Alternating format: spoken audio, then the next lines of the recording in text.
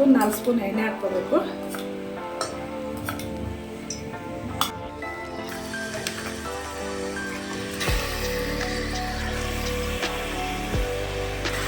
ಒಂದು ಸ್ಪೂನ್ ಅರಿಶಿನ ಪುಡಿ ಹಾಕ್ಕೋಬೇಕು. ಒಂದು ಸ್ಪೂನ್ ಉಪ್ಪು ಹಾಕ್ಕೋಬೇಕು.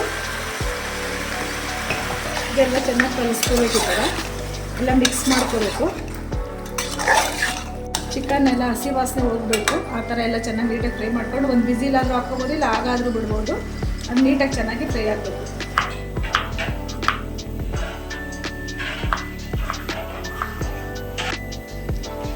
ಸಣ್ಣದಾಗಿ ಹಚ್ಕೊಂಡು ಇದನ್ನು ಗ್ರೈಂಡ್ ಮಾಡ್ಕೋಬೇಕು. ಉಂಡೆಗೆಲ್ಲ ಗಸಗಸೆ ತಗೊಂಡು ಜಾರಲ್ಲಿ ಹಾಕ್ಕೊಂಡು ಸ್ವಲ್ಪ ಮೆಣಸು, ಸ್ವಲ್ಪ ಚಕ್ಕೆ, ಒಂದೆರಡು ಲವಂಗ,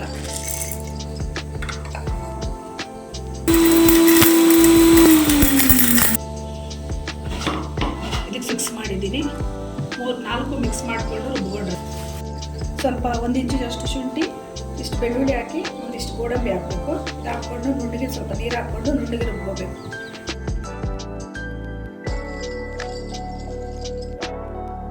ಶುಂಠಿ ಬೆಳ್ಳುಳ್ಳಿ ಪೇಸ್ಟು ಗೋಡಂಬಿ ರುಬ್ಕೊಂಡ್ರದ್ದು ಹಾಕ್ಬೇಕು. ಈಗ ಹಾಕಿ ಚೆನ್ನಾಗಿ ಮಿಕ್ಸ್ ಮಾಡಿ ಹಸಿ ವಾಸನೆ ಹೋಗೋವರೆಗೂ ಚೆನ್ನಾಗಿ ಫ್ರೈ ಮಾಡ್ಕೋಬೇಕು.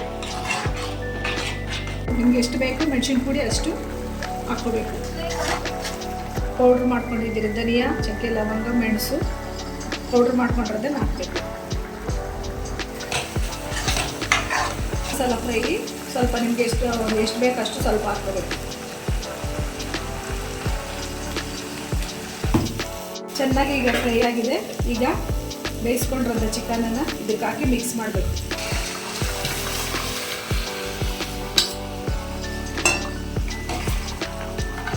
ಸ್ವಲ್ಪ ಸಾಲ್ಟ್ ನೋಡಿಕೊಂಡು ಸ್ವಲ್ಪ ಸಾಲ್ಟ್ ಹಾಕಿ ಮಿಕ್ಸ್ ಮಾಡ್ಕೋಬೇಕು. ಸ್ವಲ್ಪ ಪುದೀನ ಸಣ್ಣದಾಗಿ ಹಚ್ಕೊಂಡಿರೋಂಥ ಪುದೀನ ಸ್ವಲ್ಪ ಹಾಕ್ಕೋಬೇಕು. ಕೊತ್ತಂಬರಿ ಸೊಪ್ಪು,